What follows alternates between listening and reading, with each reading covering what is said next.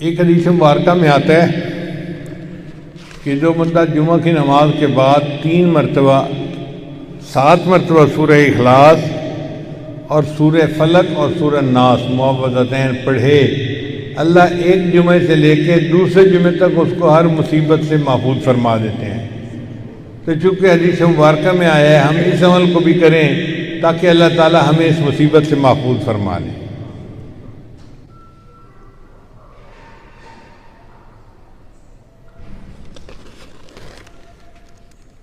قرآن مجید کی آیت ہے، اللہ تعالیٰ ارشاد فرماتے ہیں وَضَرَبَ اللَّهُ مَثَلًا قَرْيَةً، اور اللہ مثال بیان فرماتا ہے ایک بستی والوں کی، کانت آمنۃ مطمئنہ، جن میں امن بھی تھا اطمینان بھی تھا۔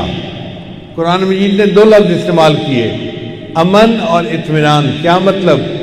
کہ باہر سے دشمن کے حملے کا خطرہ نہیں تھا، امن تھا، اور اندر کے خلفشار کا بھی کوئی ڈر نہیں تھا، اطمینان بھی تھا، نہ باہر کا ڈر نہ اندر کا خوف، ایسا پرسکون ماحول تھا۔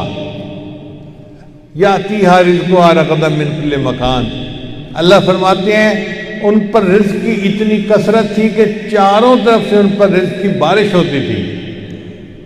فکفرت بانعم اللہ، انہوں نے اللہ کی نعمتوں کی ناقدری کی۔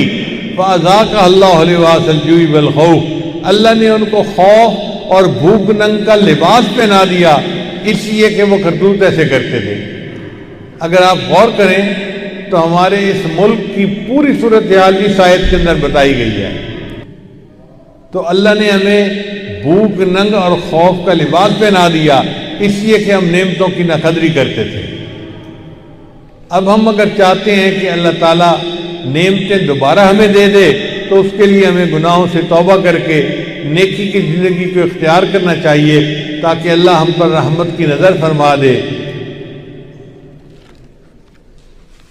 رہ گئی بات کہ جی بیمار ہو جائیں گے، وائرس آ جائے گا۔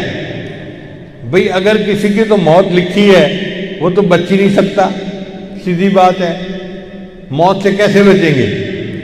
وہ کسی نے سادھو کو کہا تھا کہ جی فلاں بندہ تو مرتے مرتے بچا ہے، تو اس نے کہا بیٹے وہ بچتے بچتے مرے گا، تم جو کہتے ہو نا کہ مرتے مرتے بچا ہے، وہ بچتے بچتے مرے گا، مرنا تو ہے ہی صحیح، ہم اس وائرس سے بچ تو نہیں سکتے۔